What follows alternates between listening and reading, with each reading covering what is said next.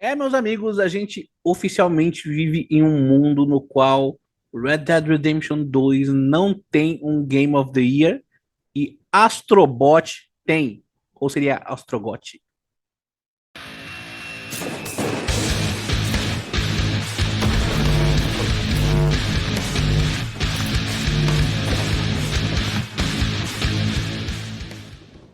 Fala, meus amigos, fala, minhas amigas, sejam muito bem-vindos e muito bem-vindas ao vídeo dessa segunda-feira aqui do Imagenscast. Quem fala aqui, como sempre, é o Manu. E hoje eu vou falar do The Game Awards que rolou na última quinta-feira. Eu não tinha como não falar sobre isso. Para quem não sabe, o The Game Awards é o Oscar dos videogames, a premiação mais prestigiada, mais respeitada do mundo dos games. E ela tem várias categorias: melhor jogo de luta, melhor jogo de ação, melhor RPG, melhor trilha sonora, etc. E obviamente o prêmio mais importante da premiação é conhecido como GOTY, ou Game of the Year, que é basicamente o jogo do ano. E por mais que ano após ano em toda a premiação sempre sobre um choro lá dos fãs, da crítica, dos desenvolvedores, dos estúdios. Convenhamos que as grandes polêmicas do Game of the Year até hoje foram leves, para citar as duas principais. Em 2016, quem ganhou o jogo do ano foi Overwatch, quando o mesmo competia com Uncharted 4. E na boa, aqui a gente tá falando de uma obra-prima, um jogo perfeito. Muita gente ficou pé da vida com a escolha de Overwatch. Até hoje é lembrado como uma das grandes injustiças da premiação. Eu mesmo acho que foi muito injusto. Mas falar de Overwatch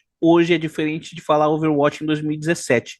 É inegável que o jogo teve um impacto assombroso. E, obviamente, a maior polêmica que existia em relação ao jogo do ano, pelo menos até agora, estamos falando do Game of the Year de 2018. Mas aqui a grande polêmica está no fato de que Red Dead Redemption 2 não ganhou o prêmio. Só que quem ganhou foi God of War. E na época, desde que saíram os indicados, esses dois jogos despontaram na frente dos demais. Todo mundo sabia que seria um ou outro. Mas sim, a maioria dizia que Red Dead Redemption 2 era mais jogo. E eu concordo, cara. Red Dead Redemption 2 é fora da curva. Se você botar uma lupa e for examinar cada aspecto de produção do jogo, é muito mais jogo do que God of War e do que qualquer jogo da sua época. Mas não é como se ele tivesse perdido por um joguinho qualquer. God of War representava o retorno da franquia, agora na mitologia grega. Tinha uma série de novidades em relação aos God of Wars antigos. Surpreendeu positivamente o mundo dos games. Além de ser um jogo divertidíssimo de se jogar. Então não é que God of War não merecia o Game of the Year, é que Red Dead Redemption 2 merecia mais. Então essas eram as duas grandes polêmicas da premiação até a última quinta-feira. Então voltemos para a edição de 2024 do The Game Awards. E esse The Game Awards teve alguns anúncios bem legais. Obviamente, o principal deles, The Witcher 4. Meus amigos, que trailer! Ciri, maravilhosa, espetacular. O hype foi na puta que pariu. Eu tô muito empolgado, muito ansioso e já pronto para vender um órgão para comprar ele quando ele sair. Mas enfim, chegamos à categoria principal e os indicados a jogo do ano são Balatro, um jogo de baralho que é o único dos indicados que eu não tive oportunidade de jogar. Mas pelo que eu me informei a respeito, apesar de ser um bom jogo, sim, sequer merecia estar entre os indicados. Astrobot. E para quem tem o PS5 sabe que o jogo que vem no console se chama Astro's Playroom. O Astro é o robozinho mascote dessa geração da PlayStation. E Astrobot é meio que Astro's Playroom super expandido, com muitas fases e tudo mais. E não me levem a mal, o jogo é muito divertido, muito legal e muito agradável de se jogar. Mas muita gente torceu o nariz quando ele foi indicado, dizendo que ele não merecia estar na lista. E aí vem 4 indicados que eram os 4 gigantes dessa premiação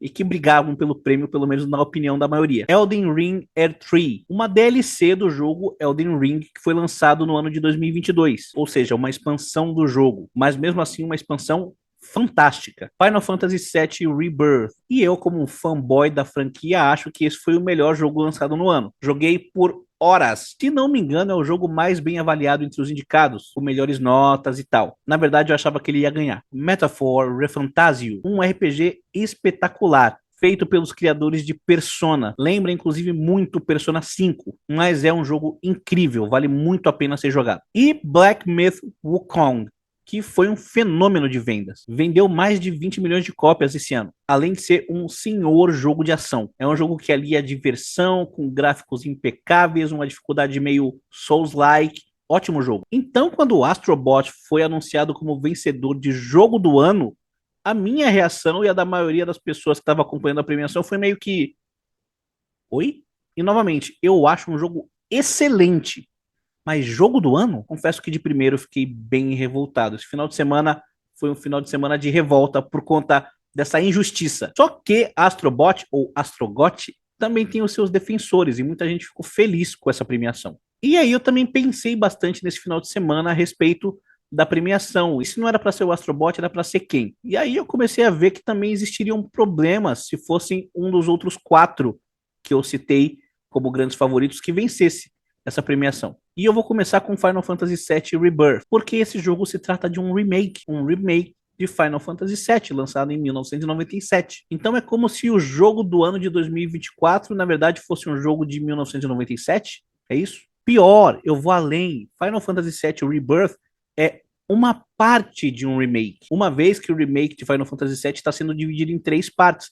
Final Fantasy VII Remake, que já foi lançado, Final Fantasy VII Rebirth, que foi lançado e foi indicado a esse prêmio, e um terceiro jogo que ainda vai ser lançado. Então, pera lá, o melhor jogo de 2024 é, na verdade, um pedaço de um jogo que foi lançado em 97, por mais que eu tenha amado Final Fantasy VII Rebirth e considere o jogo do ano, eu admito que tem bastante problema aí. Elden Ring Air 3, como eu disse, é uma DLC, é uma expansão de um jogo que já existe.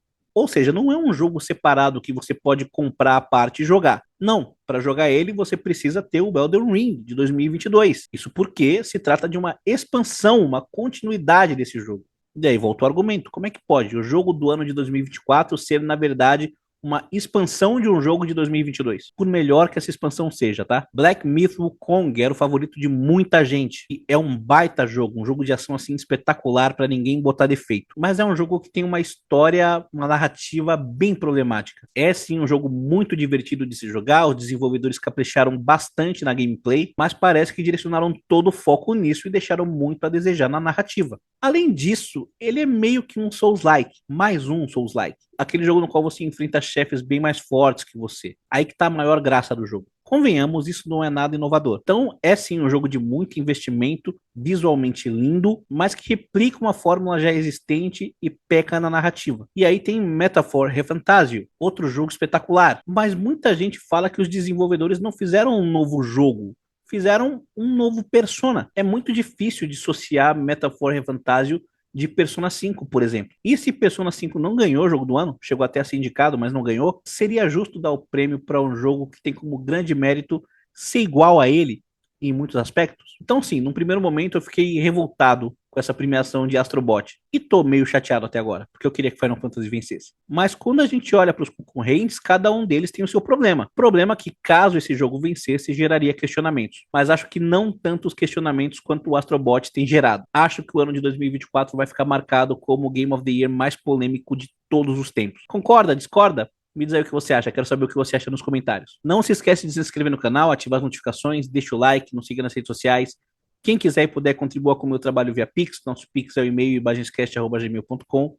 Considere se tornar membro do canal. Para se tornar membro é muito barato, apenas R$ 2,99 por mês. O link para se tornar membro também está aqui na descrição. E é isso aí, aguarde os nossos próximos vídeos e falou!